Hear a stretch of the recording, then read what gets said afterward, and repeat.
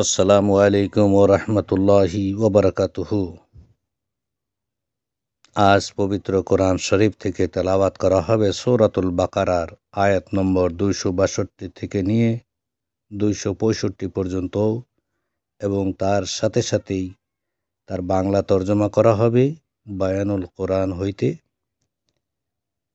আল্লাহুম্মা সাল্লি আলা মুহাম্মাদিন ওয়া আলা আলি মুহাম্মাদিন কামা সাল্লাইতা আলা ইব্রাহিম وعلى آل إبراهيم إنك حميد مجيد اللهم بارك على محمد وعلى آل محمد كما باركت على إبراهيم وعلى آل إبراهيم إنك حميد مجيد أعوذ بالله من الشيطان الرجيم بسم الله الرحمن الرحيم مثل الذين ينفقون أموالهم في سبيل الله كمثل حبة أنبتت 7 سنابل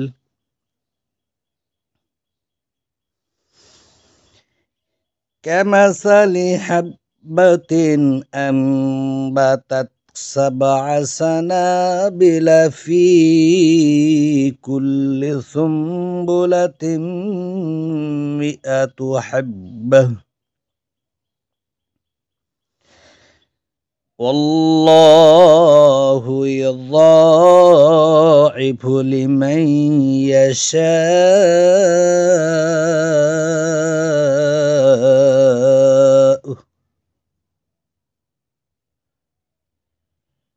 والله واسع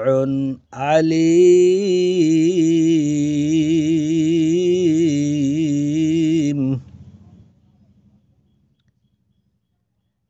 الذين ينفقون أموالهم في سبيل الله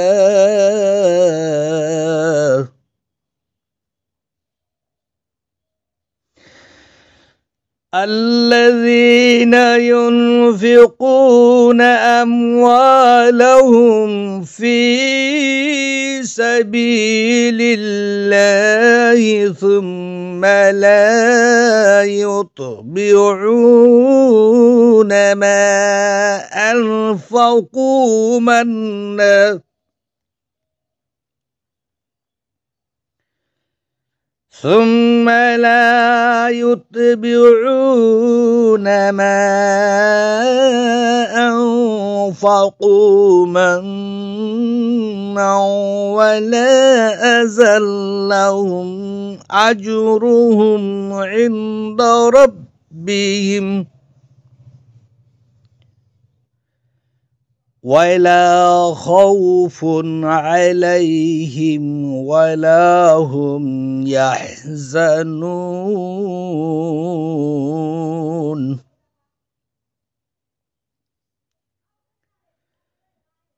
قول معروف ومغفرة خير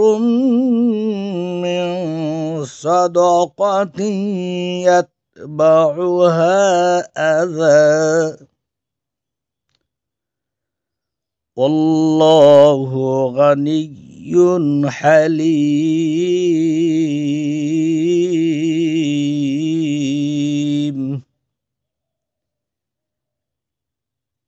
يا أيها الذين آمنوا لا تبطلوا صدقاتكم بالمن والأذى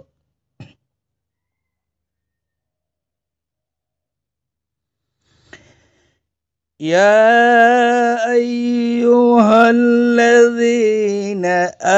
آمنوا لا تبطلوا صدقاتكم بالمن والأذى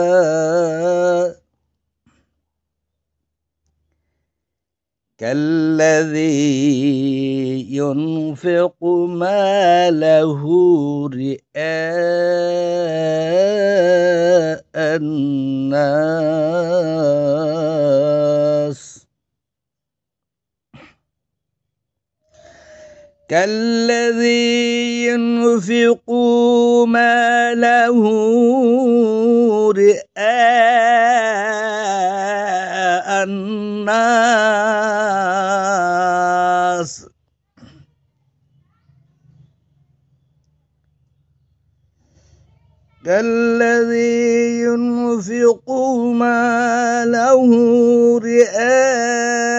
الناس ولا يؤمن بالله واليوم الآخر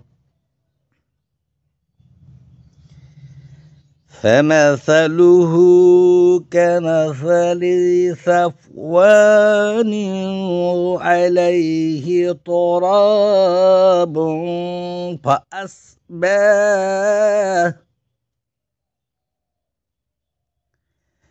فمثله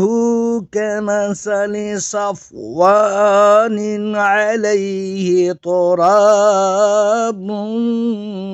فأصابه وابل فتركه صلدا لا يقدرون على شيء مما كسبوا والله لا يهدي القوم الكافرين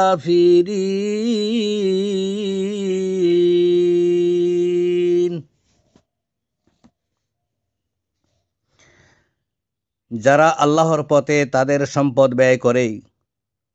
তাদের উপমা একটি জীবের মতো যা উৎপন্ন করল 7টি শীষ প্রতিটি শীষে রয়েছে 100 দানা আর আল্লাহ যাকে চান তার জন্য বাড়িয়ে দেন আর আল্লাহ প্রাচুর্যময় সর্বজ্ঞ যারা আল্লাহর রাস্তায় তাদের সম্পদ ব্যয় করে অতঃপর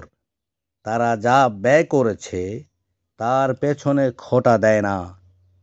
এবং কোনো কষ্টও দেয় না তাদের জন্য তাদের রবের নিকট তাদের প্রতিদান রয়েছে এবং তাদের কোনো ভয় নেই আর তারা চিন্তিত হবে না উত্তম কথা ও ক্ষমা প্রদর্শন শ্রেয় যে দানের পর কষ্ট দেওয়া হয় তার চেয়ে আর আল্লাহ অভাব মুক্ত সহনশীল হে মুমিনগণ তোমরা খোঁটা ও কষ্ট দেওয়ার মাধ্যমে তোমাদের সাদাকা বাতিল করো না সে ব্যক্তির মতো যে তার সম্পদ ব্যয় করে লোক দেখানোর উদ্দেশ্যে এবং বিশ্বাস করে না আল্লাহ ও শেষ দিনের প্রতি অতএব তার উপমা এমন একটি মসৃণ পাথর যার উপরে রয়েছে মাটি